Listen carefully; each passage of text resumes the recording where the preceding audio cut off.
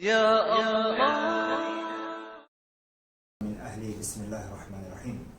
So today, inshallah, we're going to be looking at Surah Nisa, complete overview of Surah Nisa.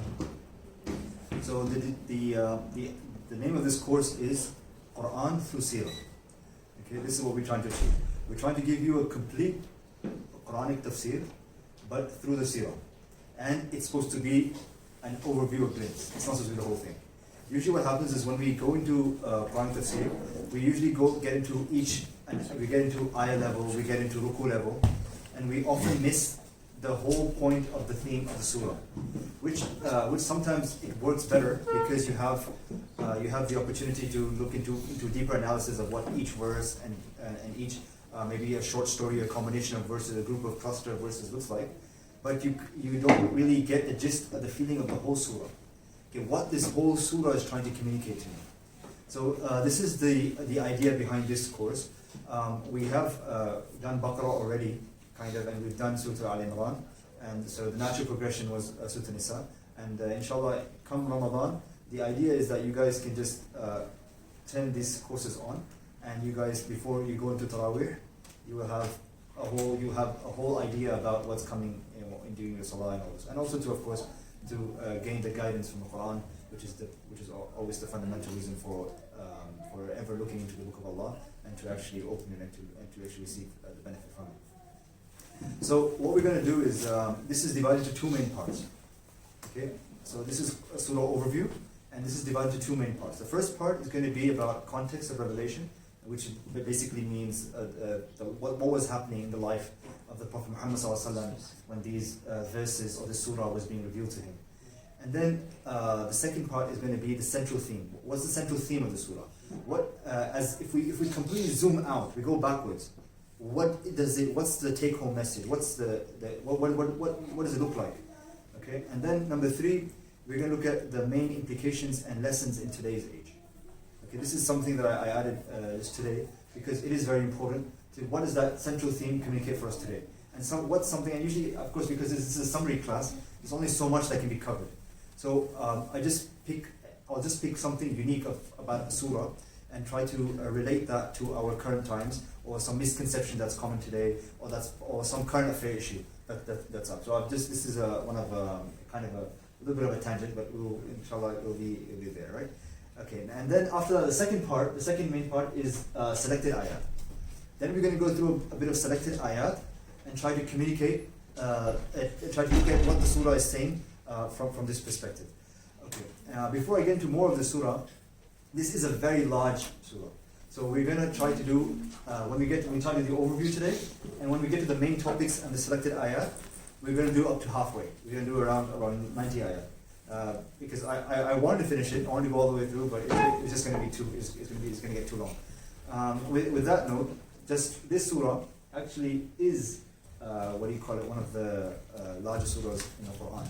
It's the second largest surah in terms of the length of the verses. If you take the length of the verses, but the number of verses are actually more in Surah Shura and other verses. So the word, and first let's go with the name. What does the name of the surah imply? The name of the surah is An-Nisa. It's very simple. And what do we say about the names of the surah? What exactly is it the surah going to be about women necessarily? Is that what the names of surahs are in the Quran? You guys can answer this. Generally, yes, that's the understanding, right? That's actually not true about the Quran necessarily. The reason for naming of the surahs, which we discussed in introduction class, is that the names of the surahs have been denoted by something that's unique about that surah. So for example, Surah Al-Baqarah doesn't necessarily talk about a cow from top to bottom, right? But there is a distinctive story about the slaughtering of a cow in Surah Al-Baqarah, which gave it that distinction. And the Sahaba then recognized that whole surah with the name Baqarah, because that was something that was distinctive about that surah. So similarly, this whole surah is obviously not going to be about women necessarily, but there is some distinctive features about women which has been mentioned in this surah that can be that will be looked into. So for that purpose, the name of the surah is women, and we were looking at it. It doesn't mean that the whole surah is about women, but it just means this is a distinctive factor in the surah. So this is chapter number 4. As you know, the total number of ayat is 176. So we'll be doing around 90 today when we get to the selected ayat part. So in Nisa, total words 3,763, total unique words without repetition 1,500. This is all just a bit of statistics, right? Okay, the most important thing though is what's the revelation period? Okay, and this is where I want you guys to turn on your heads from last week. When we did the whole Seerah overview, this was the reason why we're doing it. Because I want, when I say 622, you should know what happened in 622. What happened in 622? Something very big. Anyone? Hijrah. The year of Hijrah is 622. Okay, so basically when I say 622, it's Medinan era. So this surah was revealed in the Medinan era. So 622 to 627. More accurate would be actually third year of Hijri, which we're going to look into next. Okay. So now the first part we said is the Seerah context. What was happening in the life of the Prophet ﷺ during this period? Okay. Number one thing that was happening is that this surah primarily has been in 3 years, has been revealed over a period of 3 years, and this is again, this is no hard and fast rule. This is just our best guess. And our best guesses are based on certain factors. Okay? The first factor that is based on is basically number one, which is it's in the third year of Hijri. So some portion of the surah must have been revealed in the third year of Hijri. How do we know that? It's because the beginning of the surah talks about the circumstance that happened after the Battle of Uhud. Okay? A lot of the Muslims in all the Sahaba were actually shaheed in the Battle of Uhud, and they left behind orphans. Their kids became orphans, and they left behind wealth. So now rules had to be determined for what's going to happen to their wealth, their inheritance, and what's going to happen with their families, with their kids, and obviously the rules of what do you call it, of women, of marriage. That's going to be because now they've left behind their wives, their children, and their wealth. So so this is how the surah infuses, and we know that must have happened after the Battle of Uhud, with the 70 marches, and especially the beginning of the surah around ayah 1 to 35 or 1 to 28 or something you can say, generally is from this first period. Then the second period is 4th year after Hijri. How do we know this? There was a battle in the 4th year after Hijri in 625 called Dhat al-Riqa. Dhat al-Riqa was a battle where the Sahaba had to walk so far that their shoes actually tore apart, and their skins under their feet were actually burned from the thing. So what they did to cover that is that they covered their feet with cloth. So they called this the battle where they had to cover their feet with cloth. Okay. So this happened in the year 625, and we know this happened there because the ayat about Salatul Khawf, how to pray the prayer of fear, was revealed in these ayats, or ayat number 102 kind of gives it up that this was revealed in the 4th year after Hijri. And then the beginning part of the 5th year after Hijri, we know this was the case because in the battle of the Bani Mustaliq, the expedition, ayat number 43 says, gives us the ordering of tayammum, and we know this happened during the battle of Bani Mustaliq, which is in the 5th year of Hijri. Okay. What about the ones in between there, like the ayats? Yeah, these are general conditions. So we know generally if this, because what happens that 1 to 28, we know it must have been here, and then the next ayat are kind of explaining those ayat. Okay, you'll see as we go further. Okay, so it is more or less we know that it's in this period, but again, there's no hard and fast rule. This is a general understanding. Okay, so now the next thing we're going to look into is more to do with this seerah. What was actually happening between years 3 year after Hijri to 5th year after Hijri. So after Hijri we say, and we know of course what's taking place is the Hijrah to Al-Madinah, right? The Prophet ﷺ has moved to Al-Madinah, and the first thing that he needs to do, it's been now about almost 3 years, and the Battle of Badr has already happened, the Battle of Uhud has already happened, but this, you can understand by the third, that any city that's being constructed or that's being developed, the 3rd year is very important. Like this is still a developing phase. In this year, the number one challenge the Prophet ﷺ faced in this time was development of the Islamic community that had been formed at the time of his migration to Al-Madinah. So he's making that society, he's reshaping that society into a more developed society. Now what's happening is there's civil issues between people. Okay. Now there is some dispute about who makes his house where the water streams come from. So these type of disputes are taking place. These what do you call it? Civil issues, right? Between citizens now, between Islamic State. So these things have to be addressed. So in a nutshell, in this period, the first challenge Prophet faced was the developing of a new moral, cultural, social, and economic and political way in place of the olden traditions. So it's not that they didn't exist before; they did exist before, but Islam is coming to change those perceptions, that tradition of that Jahiliyyah culture is bringing about the new morality, the new social justice, the order, it's changing everything, and it's creating a real. It not just replaces it, but as we go through the surah further, you will see how much of a clash there is between. It's easier for us to say now, oh yeah, women inherited money, big deal. But to say that at that point in time, you will see how much of a clash that actually existed, and actually what Islam did, and what type of major development and reform that actually was. So the Prophet ﷺ is giving the principles for the smooth running of the family life have been laid down, and the ways of settling new family disputes have been taught. Rules have been described for marriage rights and the wife and the husband. The status of women in society has been determined. The declaration of rights of orphans, the laws of inheritance have been laid down. So all these various factors, the foundation of the penal code, these type of things have been laid down in this period. And above all, the Muslims have been taught how to live amongst each other. This is all. The law is one thing, but then you've been taught the society how it shouldn't just be about the law, but it should be about how you conduct yourselves, and how repeatedly in this surah, Allah Subhanahu wa Taala says that the most important thing is your ethics. Do as you want to be done to you. These type of things are repetitively laid down in the surah. Okay, the challenge number 2 was, now think about the climate, the aftermath of the Battle of Uhud. Okay, we mentioned before the political climate was that in Medina there was two main factions, right? There was the people who just accepted Islam because Islam became popular, right? So a vast majority of the people of Medina they didn't go through 13 years of torture to become Muslim. They just became Muslim because their cousin became Muslim. They just became Muslim because the whole tribe was becoming Muslim. So when Aus and Khazraj, the leaders became Muslim, a lot of people joined with them, not necessarily out of strong faith and commitment, but out of the fact that everybody was doing it. It was the right thing, it was the popular thing to do. So this, of course, gave rise to a group of people which we call the Munafiqeen. And those of you that have done with me Surah Al-Imran, you know that we discussed that in the Battle of Uhud, the Munafiqeen really came out.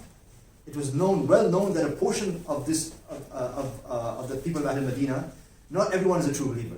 Because what did they do in Uhud? 1/3 of them, they came back from the battlefield. And this was a clear sign of the hypocrisy, of their defiance to the Prophet ﷺ, and their lack of care to what happens to Islam and Muslims. Okay, and so this group of people was a serious concern. Now, these group of people also, they had another agenda, because the reason why they came into Islam was that it was a popular thing to do, and that was everyone's doing. But they were kind of on the fence. They were just waiting for Islam to go away, and then we'll go back to our old ways, as they say in Surah Al-Ahzab, ya Ahl Yathrib, or people of Yathrib, not calling it Medina anymore, trying to remind the people of Medina that we used to be a city called Yathrib. Okay, let's go back to our old ways. This is all finished. So here you see that resentment from them. You see that they want to go back. And of course, their leader, Abdullah bin Ubay, he was the de facto leader of Medina. That the Prophet ﷺ literally came and replaced him. And basically, so he had that grudge, he had that against the Muslims.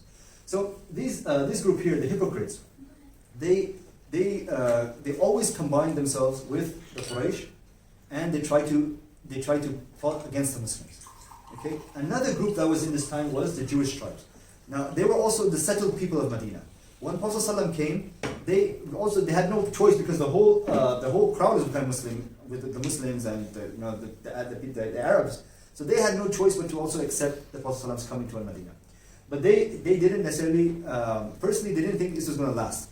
They thought, okay, these guys are refugees from this big tribe Quraysh. Eventually Quraysh is going to come and finish them off.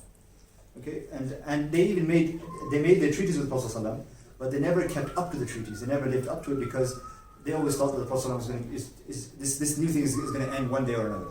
But after the Battle of Badr, they became very anxious, because they started noticing this is a force to reckon with. They're here to stay. And after Uhud, so we said that outwardly Uhud was a defeat, but actually, what was the objectives of Uhud actually ever achieved? They were not. Because the Muslims were still there, they were not extinct. So in that case, they also feared. So even after Uhud, two things happened. First, these Jewish tribes became worried that now we have to do more effort to extinct them. And the other thing was that they knew that the Muslims, they can lose. Because after Badr, there was a certain climate that Allah is with us. Okay? And the Jews inside, they felt that, that there is some extraordinary, the power, divine power behind them. And after Uhud, they all became kind of bold. And when you lose, I suppose it's like a title fight, right? And the loser loses, and when the opponent loses, then everybody wants to fight him. Okay, he becomes, even though he's been a champion for many years, you lost him many times, but now that he's shown that he can lose, everyone wants a piece of it. So all the Arab tribes around the area became hostile to the Muslims, and along with the tribes were the Jewish tribes, who were Banu Nadir, Banu Qaynuqa, and Banu Qurayza. And in particular, Banu Nadir was particularly hostile, to the point that ultimately, during the course, they did many things against the Muslims, and many treacheries, and even tried to execute Prophet ﷺ, and assassinate him. And eventually, they were driven out of the territories of Medina. They had to leave, and they were exiled. Okay. The third biggest challenge to the Prophet ﷺ during this period was he had to propagate Islam in the face of bitter opposition of these powers of evil, with a view to capturing more and more minds and hearts. So not that he's just fighting these people, but now he also has to expand his mission. He's looking at other tribes. He's looking at other people he has to give da'wah to. So you can understand that these three levels of pressures. He has to construct the Muslim society, number one. Number two, he has to fight off the plots to destroy the community and destroy Islam. And number three, he has to grow Islam, he has to grow the community, he has to grow the Muslims. Okay, so this was the main point of this slide. And just remember this triangle. This was the triangle, the unholy trinity, right, of against the Muslims at the time. Okay, so if you just go back, I just wanted to explain this part, is that, so yeah, we're talking about the aftermath of the Battle of Uhud.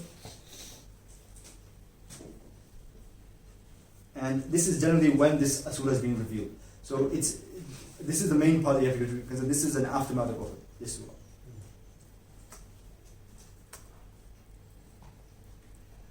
Okay, the relationship with this surah and those before and after. So the surah before this was Surah Al-Imran. There's a direct connection there, we can see. From that Surah Al-Imran, at the end of Surah Al-Imran, there was a long sermon where Allah SWT, he talked to the defeated force of Uhud.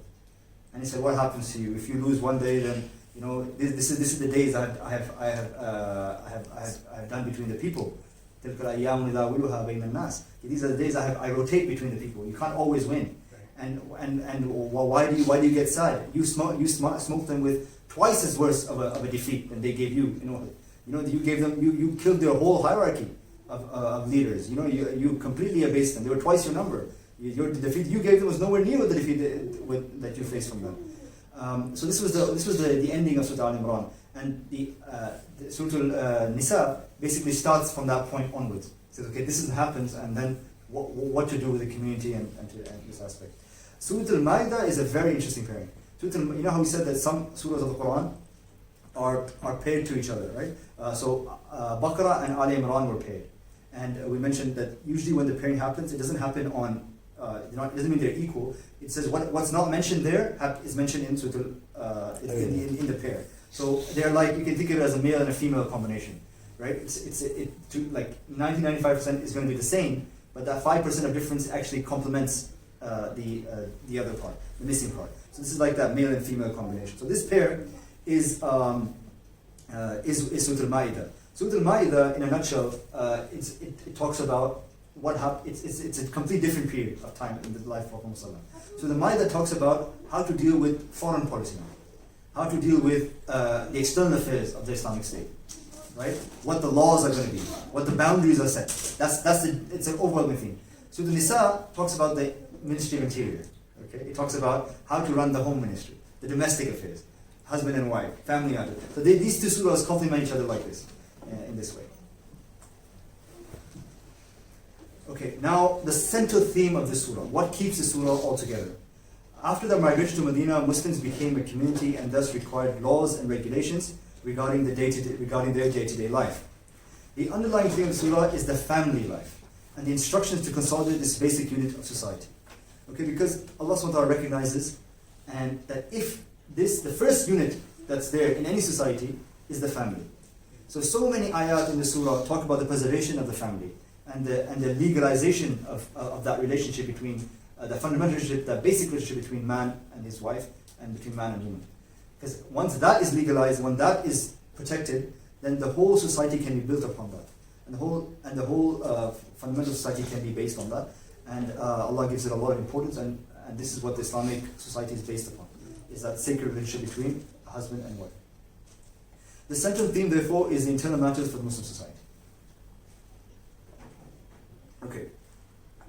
So, content overview. Now we're going to go very quickly over some of the content in the surah. Okay, I'm just mentioning this so that you guys have a bit of you guys know what's coming in the surah, so then I can talk about it in a little bit more detail. Firstly, some of the content is the permission for marriages, the care of the orphans, the commandments regarding the inheritance, immorality and punishment, law for women for marriage, mention of men's role and relationship dynamics over women, intoxication, alcohol, and how salah is to be conducted, obey Allah and the Prophet and your rulers, rumors and circulating information in society. See, again, it talks about not just how the society is going to function, what those domestic, between civil matters, how those things are going to, right?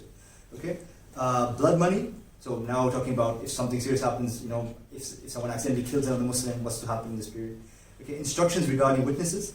Now how that procedural law is going to, how any legal injunction is going to be carried. So the witnesses, what is required for the witness for the procedural aspect of the law. The characteristics of hypocrites. So now this is coming forward, that there's the external aspect, but there's also the internal, the spiritual aspect. So I was saying, why does that nifaq come out? What is behind? How to fix that part inside them? So we're talking about the Muslim community, and inside the Muslim community, we're talking about the hypocrites. So Allah is talking about the internal matters of the human being, why that's corrupted as well. So you can't think of it as an internal affair, that type of thing. Then Allah talks about crucifixion of Isa alayhi salam, and we talk about how that's related to all this. And at the end, the reason of sending the messengers, and then he ties it back to inheritance towards the end. Okay, one more thing that I didn't cover, get a slide on, I missed to make a slide on it, but it is, I think I sent you guys before a video about the ring theory, right? The ring aspect of the Quran, and how every surah is more or less tied in a ring format. So if it starts at a particular point, if you go in a semicircle, it mentions certain things, right? So certain topics will come up. But then the other reverse side of that semicircle would start answering that other part. So it's like directly paired, in the fact that it completes a whole circle. So this is the ring theory of the Quran, right? You guys I'll send you some links. You guys can look at it again if you guys. So this is similar to this surah, and this surah is actually very explicit because the surah starts at inheritance, and the last ayah of the surah, it talks about one case that was left out, the exceptional case about kalala. Kalala means like someone who has no inheritance, what to do with their money, right? So that one case is brought as the last ayah of the surah to tie it up completely, to complete that circle thing. Okay. All right. So now, like I said, this is going to be a crash course of the surah. So we're going to. So the first 100. So ayah number 1 to 35. These ayat contain just and fair and equitable laws, regulations for the smooth running of the family life, for husband and wife. Detailed instructions have been given for the division of inheritance, and due regard has been paid to the rights of the orphans. Okay, ayah 36 to 43. There's the right spirit for the observance of rules and regulations. Because law is one thing, right? But how do you get that law? How do you actually start implementing that law? What is needed? What's the internal thing that a human being needs to know that to actually fulfill that aspect of the law, and the consequence basically. So until that is internalized, the human being might be inclined to disobey the law. But Allah he talks about the written law, but also talks about the spirit behind the law that should be followed. Muslims have been enjoined to show generosity to all around them and be free from meanness, selfishness, stinginess of the mind, because of this essential and for the consolidation of the communities and helpful for the propagation of Islam. And fundamentally, Allah put at the end of this as ayah number 43. So this is from 36 to 42. As ayah number 43, Allah talked about salah in particular. So Allah, when He talks about relationship between the ibad, between the Muslims, He always talks about the relationship between the Muslims and Allah subhanahu wa ta'ala. That's the pivot that holds this all together. Okay. So again, ayah from 44 to 57. instructions of defense have been given. How to now protect yourself from these. We talked about these three communities and other tribes. How to take your precautions, the laws of defense of the month, right? Ayah number 58 and 72, which I think is the peak of the surah, which in my opinion is probably if you think of a mountain, it's the height. It's the real. I've picked a lot of selective ayat from here. A lot of information is here. So these are the ayat which have basically told you how to run the principles of running a society, okay, and protecting yourself and guarding defense. All of that has been mentioned in these few ayat. In this, then they have been enjoined to place their trust and officers to trust so Allah in these ayat has explained that give the trust, appoint people that are deserved to be appointed in those places of merit. Don't just give it without merit. And we can look at that ayat, right? And then Allah says, and then you have to obey your rulers, you have to obey Allah subhanahu wa ta'ala, you have to keep the society functioning. This has to be undertaken. So ayah 73 to 100 then talks about, after the prerequisite, they have been exhorted to make a preparation for defense and to fight bravely and for the cause of Islam without showing any kind of cowardice or weakness. They have also been warned to be on their guard against the munafiqeen. Okay. Ayah number 100 to 104, again instructions have been given for the offering of salah during the military campaigns and actual fighting. This is to impress the importance of salah even at the time of fear and danger. Then ayah 105 to 135, the Muslims have been enjoined to observe the highest standard of justice.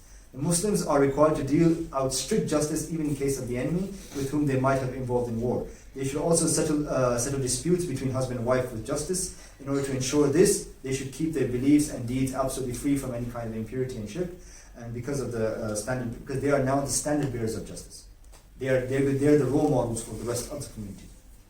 Okay.